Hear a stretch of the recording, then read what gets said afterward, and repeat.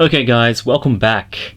I just want to say before we get started and have a look at the gun mode, I want to say thank you to everyone who stuck with me all the way through the transformation. It's the first time for me to do a video on a Transformers figure. It's especially a masterpiece, especially Megatron being as complicated as it is. But yeah, thank you if you watched all the way through. I hope I was informative. I hope I was clear. Obviously I need some practice and I probably made a lot of mistakes, but yeah, just room for improvement in the future. Thanks guys. So for gun mode, if you didn't transform him with the scope, you can put the scope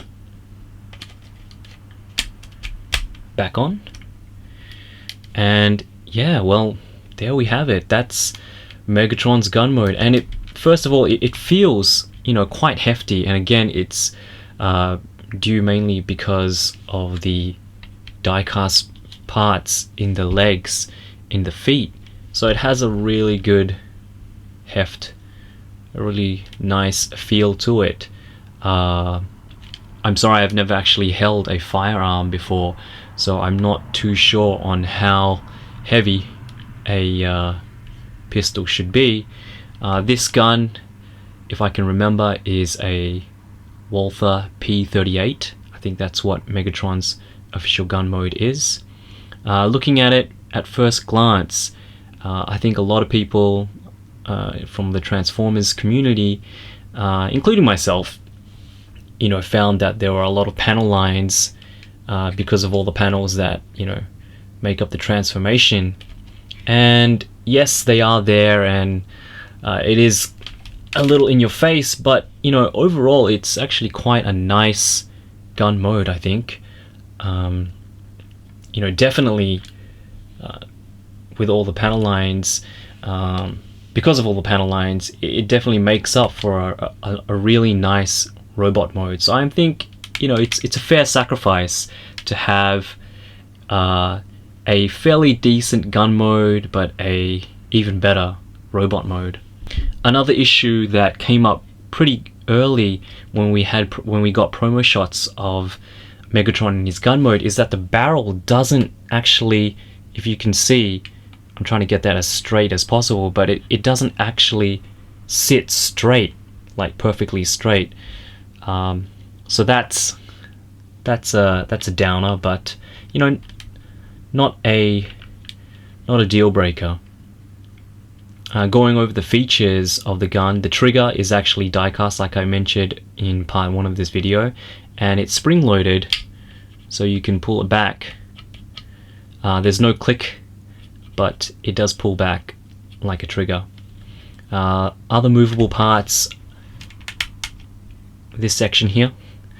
I'm really sorry guys, I don't know anything about guns, but this section here moves up and down, and I think that's the safety that moves, swirls as well.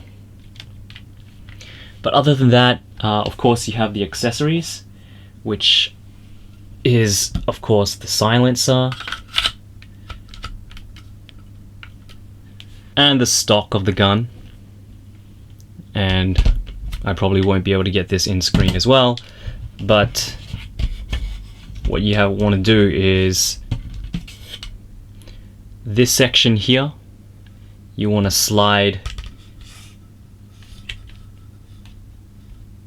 right inside there, and you want to press this grey part first, hold it,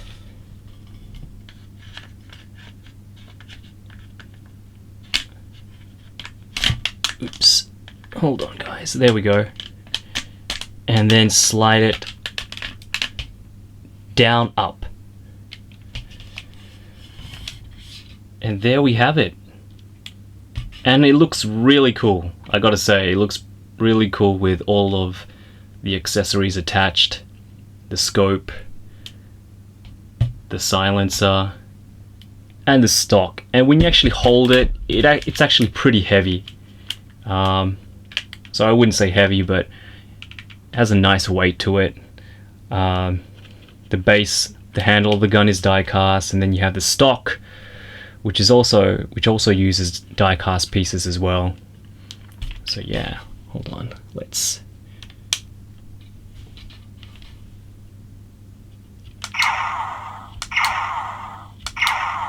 I'm never going to get tired of that.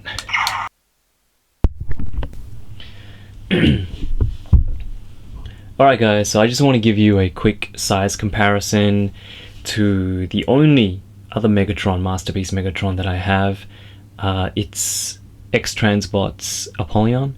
I don't have the original MP5 with me, but I just want to give you some kind of idea of how it stacks up against another Masterpiece Megatron.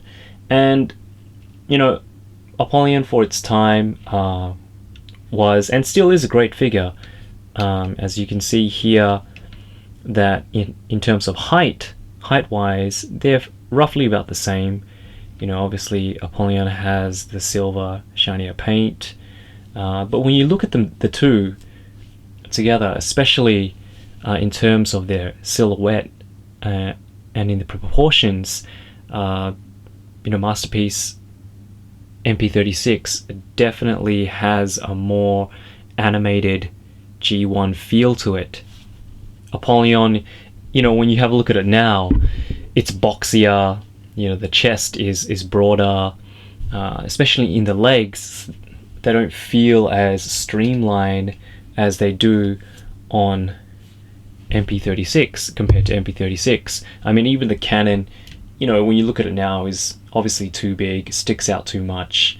When you look at the back, it's a lot cleaner than MP-36 is, but the proportions and the silhouette of the two, I would definitely say MP-36 takes the cake on this one. And it's not to say that the third-party versions, including Apollyon, aren't good figures. They look like great figures. You know, Apollyon still is, for me, you know, a wonderful figure. It's a, you know, fantastic step up from MP5, in my opinion. I mean, even I really like Make Toys' rendition of Megatron. It really sells a comic version of Megatron, and the articulation on that looks fantastic. But again, you know, going back to G1 animated accuracy, I have to go with MP-36.